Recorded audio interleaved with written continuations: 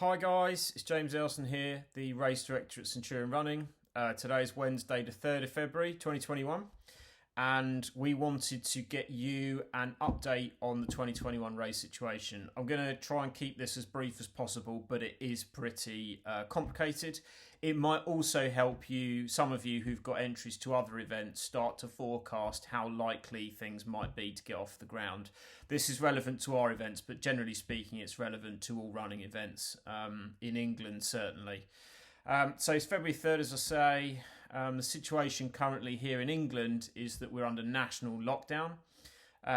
We are in a situation where the number of positive cases is in decline in almost all regions or all regions. And the death rate and the hospital admission rate has thankfully seemed to have just passed the peak. That's just from the data we obviously absorb and consume from Public Health England and the ONS. I'm not interested in getting into the politics of the situation and conjecture about the overall picture.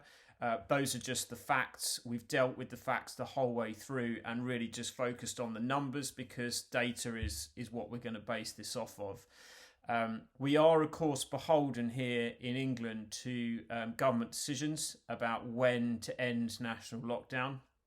And until that happens, we are in limbo. So the update here in England is that the Prime Minister is due to present to us a roadmap week of the 22nd of February, which will hopefully give us some foresight into what the plan is to get out of the national lockdown situation.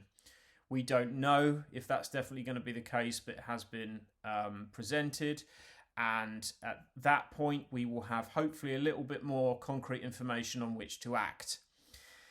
The 22nd of February is 7 weeks out from the South Downs Way 50, which is our season opener on the 10th of April. And obviously, first and foremost, our concern is these initial events. So across April and May, we have 4 races. So, you know, the bulk of our season is happening up until the 12th of June. So we're in a similar situation to 2020 in that we don't know quite what's going to happen and what the situation is going to be coming into any one race. But from the 22nd of February, we should have at least somewhat more of an idea. We do know, however, a lot more than 2020 in many other areas, which make us much better prepared to respond to what comes our way. So if I can just seek to reassure some of you that are probably thinking there's just no way we're going to get off the ground and running by April the 10th, of why we are quite optimistic of that happening should the numbers continue to fall. We already have COVID secure protocols in place that we used 5 times last year successfully with no transmission reported at any of those events between any of the participants, volunteers, staff or medical staff. So we know that we've got protocols that work. If you haven't seen videos or footage from last year's events, scroll down our YouTube channel. You'll find video that I shot at various events showing the aid station protocols, the staggered start, the finish line protocols, and some stuff out on course. Now, I think we can all be quite clear that at least initially in 2021, it looks likely that those COVID secure protocols are going to need to be maintained. None of us want them, but if it's that or no event, clearly we're going to go forward with those in place. The feedback we got from the runners last year was that many of them actually preferred the protocols to the regular race weekend. One of the major benefits to a lot of runners is that the stress is taken out of the start and the congestion is removed from the course and the checkpoints. Because if we're spreading runners out over 2 to 3 hours, it's a much more relaxed beginning and experience out on the course and indeed at the finish for a lot of runners. And it is really, really stressful coming to long distance events where there are so many intangibles and things to be anxious about. So it's not all doom and gloom. Better sanitised checkpoints, a safe environment, and the staggered start and more relaxed race weekend. They're all plus points. So if we need to enact those COVID secure protocols again, which looks likely, especially in the early season, we will do that. and we will confirm those things to you. We know that we have risk assessments and safety overviews that will pass any safety advisory group, council, landowner sign off. We already have them in place because we've used them in 2020. At least the first two major events, the South Downs Way 50 and Thames Path 100, happened in 2020. So not only are we going to councils with good paperwork that's been signed off, we've got paperwork that's literally been signed off for this very situation.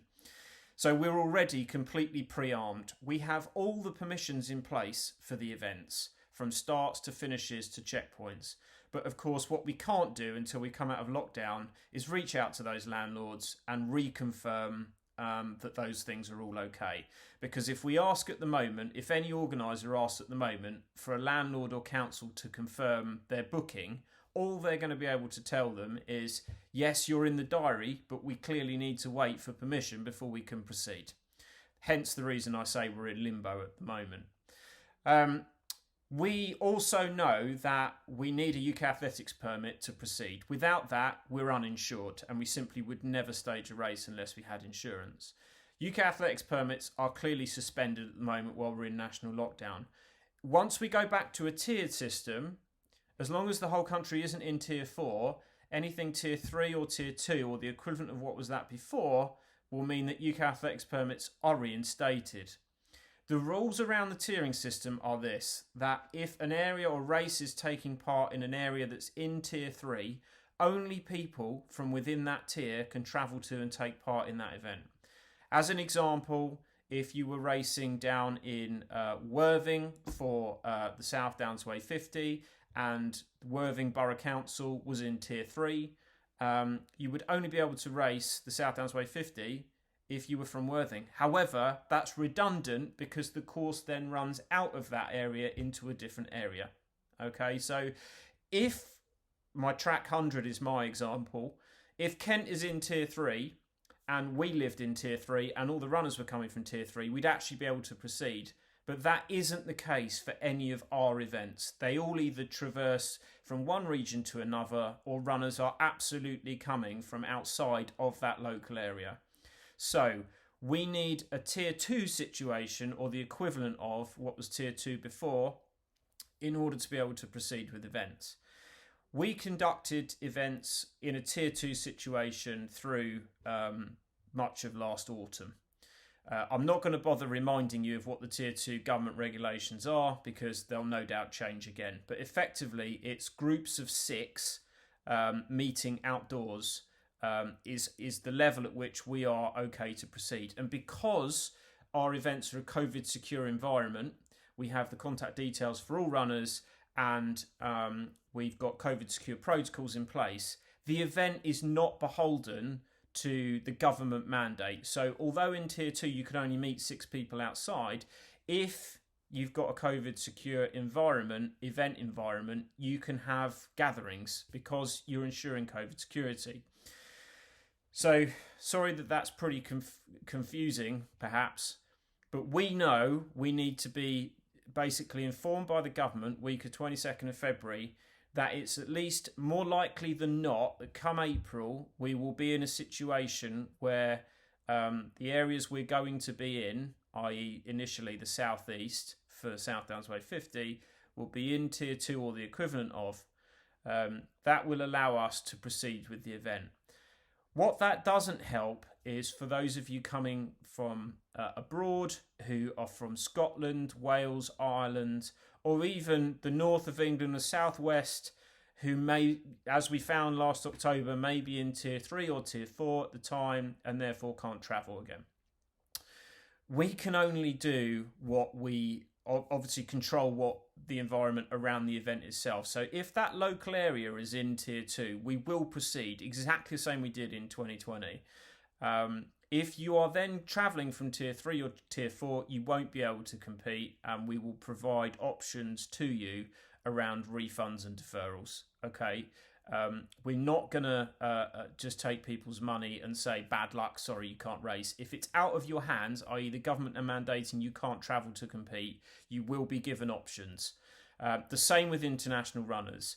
What we can't do at the moment is say yes, you can defer or postpone or whatever, because we don't know what the situation will be on the 10th of April.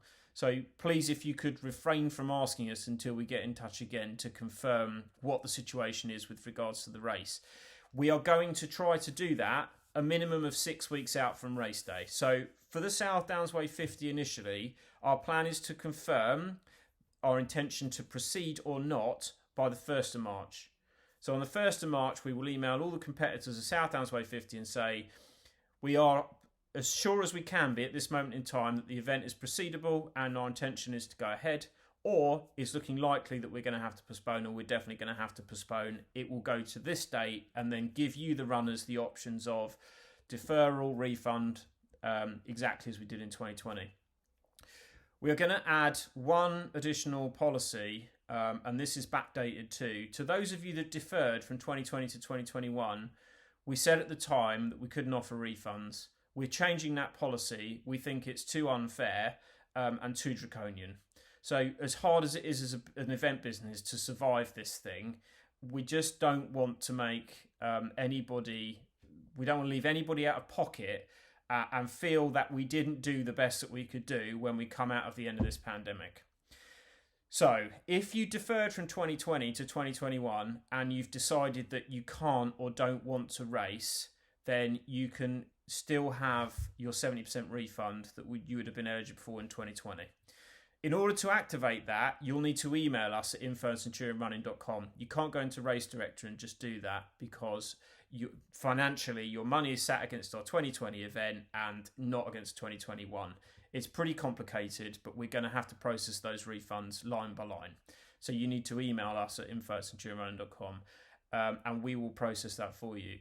If you decide that you can't race because you're not happy about the situation or anything like that, then obviously you can discuss it with us, but we need to hold fire and hold on to our standard terms and conditions. If you want a refund further than 4 weeks out from race day, 70% refund. If it's closer than 4 weeks to race day, there's no refunds past that point. Now, just to reiterate, we're going to tell you if our intention is to proceed or not 6 weeks out from race day. So you'll then have 2 weeks to decide whether you want to go forward and run with us or you don't and you want to take your 70% refund. If we then have to postpone or cancel, which did happen last year, you'll still be eligible. If your name is against the event, you'll still be eligible for a deferral onto the next event date. So again, I know that's messy and a little bit complicated, but the email that I've sent to all of you who were entered into 2021 events hopefully outlines that in a little bit more detail. So just one more time, just recap. We will confirm 6 weeks out from each race that we are intending to proceed and looking fully likely to be able to proceed. Until the 22nd of February and the roadmap is issued, we're not going to make a decision on any of the events, including the South Downs Way 50. That will come up first, and that will be the 1st of March that we contact you. Thank you all for sticking with us. We're in this horrendous ongoing situation with so much uncertainty, and the strength of the community continues to be the shining light for us. It's extremely difficult for us to manage this situation, but believe me when I say we're doing absolutely everything we can to be 100% prepared so that when the lights switch back on, we are right where we need to be and can confirm everything straight away. Thanks everybody, and as always, any questions, info@centurionrunning.com. All the best for now.